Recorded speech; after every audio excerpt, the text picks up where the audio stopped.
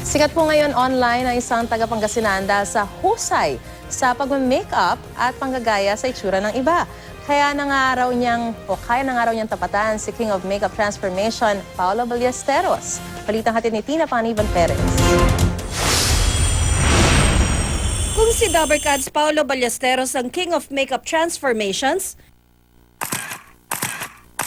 siya siguro ang queen. Si Leticia Velasco, 17 years old, taga Bautista, Pangasinan.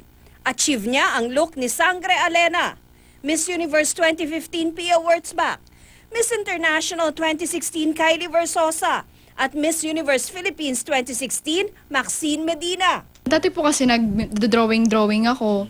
Tapos nung na-inspire po ako kay Paolo Ballesteros, yun, sinubukan ko na rin pong mag-makeup transformations. 2 hanggang 3 oras daw ang kailangan ni Leticia sa pagme-makeup para ma-achieve ang look ng celebrities gaya ni Selena Gomez, Angelina Jolie, at Adele. Ito, baka nalito ka kung sino si Beyonce. Tinatandaan ko po yung mga detail ng mata nila, yung ilong, tapos yung hubog ng mukha nila. Full support ang mami ni Leticia sa kanya. Ginagawa rin daw racket ni Leticia ang pagme-makeup para kumita at magamit sa kanyang pag-aaral.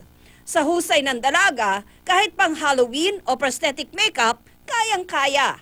Kayang-kaya rin niya ang look ni na dating One Direction member Zayn Malik, Hollywood heartthrob Zac Efron at Leonardo DiCaprio, Mr. Bean at pambansang kamao Manny Pacquiao. Pati ang King of Makeup Transformations, ginaya na rin niya. Tina Paniban Perez, GMA News.